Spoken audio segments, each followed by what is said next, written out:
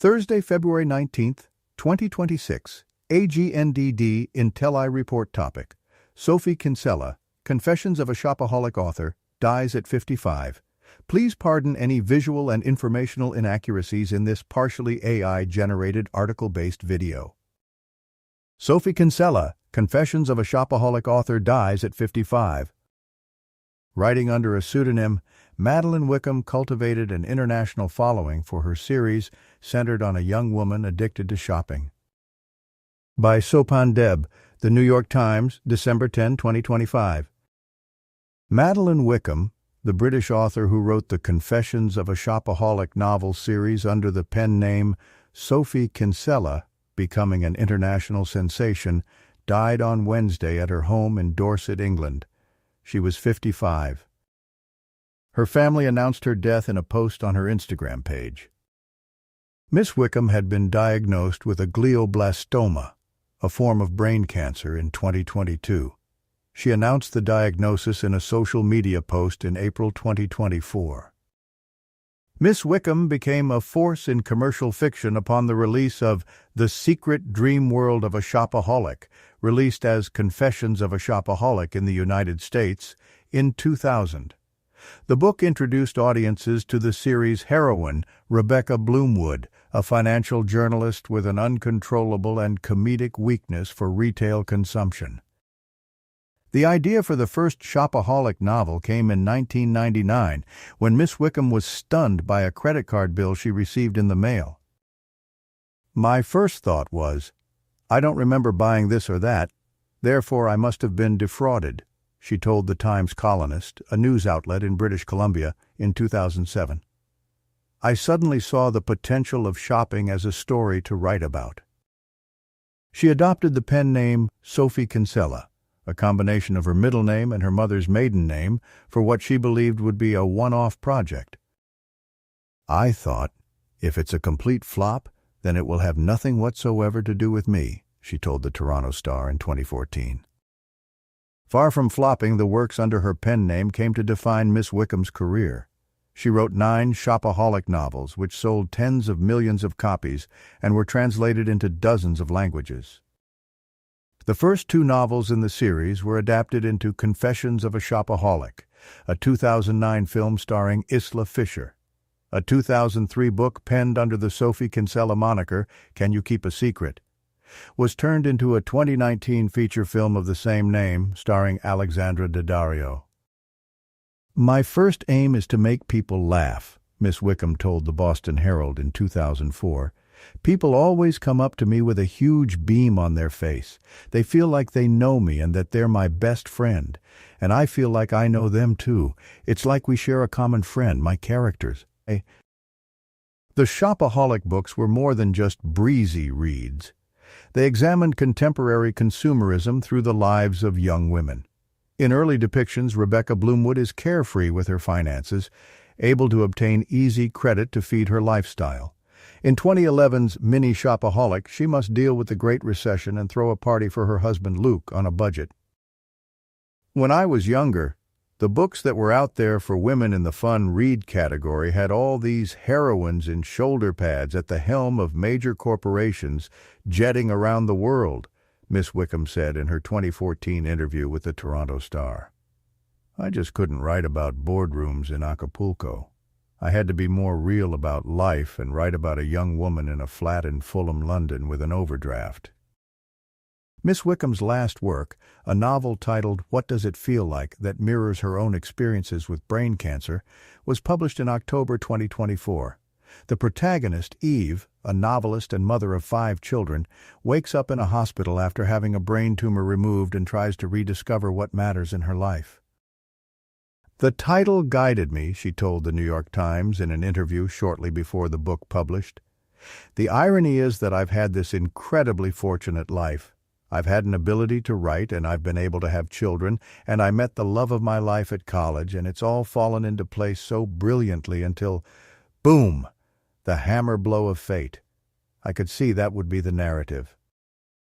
For much of her career, Miss Wickham was at the forefront of what is often referred to as chick lit, a literary genre centering female protagonists and marketed to women, but ignored or sneered at by high-minded critics.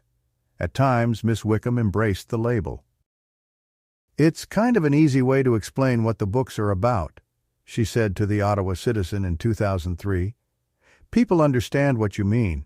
It's not highbrow literature, it's not worthy, and it's not a lot of things, but it's fun, and it entertains people, and I'm fine with that." Over time, her relationship with the term evolved. "Saying that I'm writing for women is wrong. I'm writing for anybody with a sense of humor," Miss Wickham said in an interview with the Straits Times published in November 2023. "The term I've always preferred is romantic comedy. I once saw my books labeled with lit in a bookstore and thought that was brilliant." Madeline Sophie Townley was born on December 12, 1969 in London. Her father, David Townley, and mother, Patricia Kinsella Townley, were teachers. Miss Wickham is survived by her husband, Henry Wickham, and their 5 children, Freddie, Hugo, Oscar, Rex, and Sibella.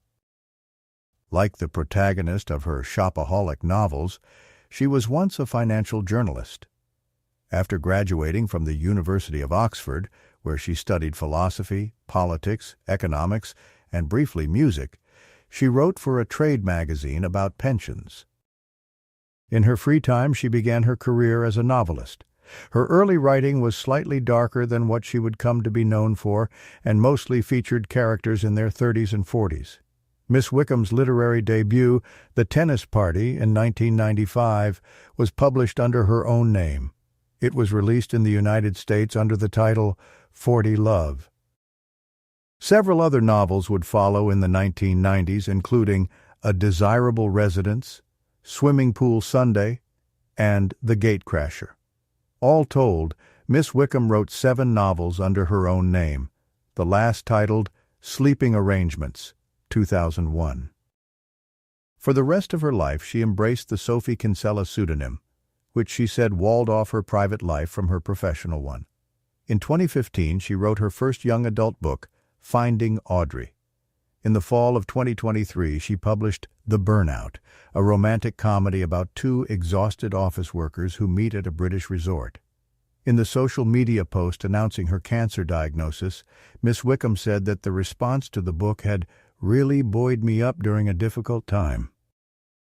Even as she aged, her central characters often remained in their 20s, which was part of her enduring appeal.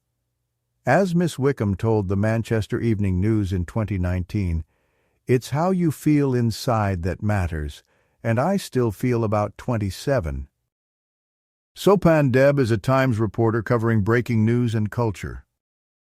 A version of this article appears in print on December 12, 2025, Section B, page 12 of the New York edition with the headline, Sophie Kinsella, 55, whose Shopaholic novels were all the rage, dies. Comments. Tracy, Tucson, Arizona, December 11, 2025. So saddened to hear the news. My first and favorite Sophie Kinsella book was Undomestic Goddess. I remember browsing at the library, yes, a real library with physical books, and came across that book and loved it. From then on, I was a big fan and have enjoyed every book written by her.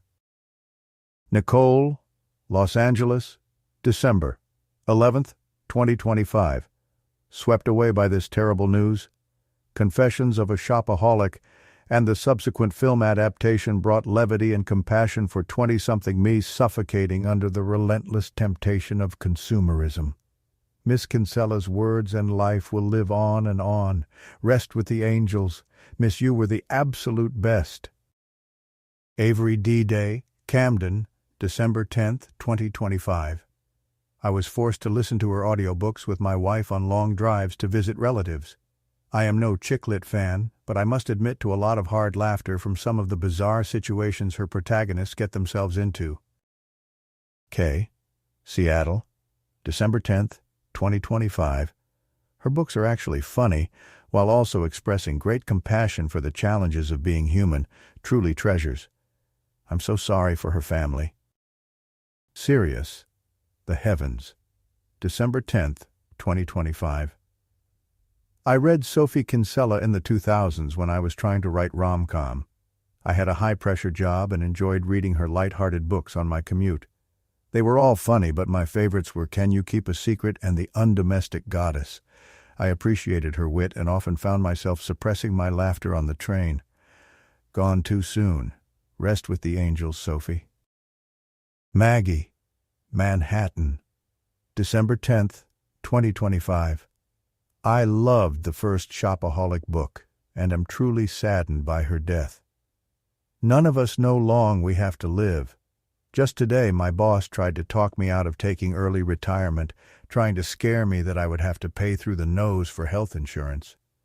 Kinsella's death reminded me that no one is guaranteed a tomorrow, so yes, I will take that early retirement.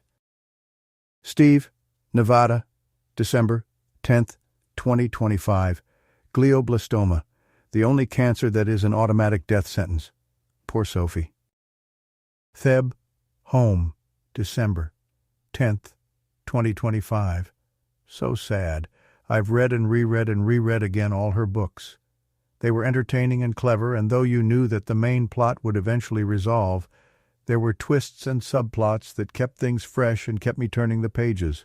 My condolences to her family. Your wife/mom/sister-daughter was a gem. Thank you for watching this AGNDD and Telly report, dear viewers. Please like, subscribe, and click the bell button to get notified during new uploads. And make sure to tune in next time. Stay safe and healthy. Cheers.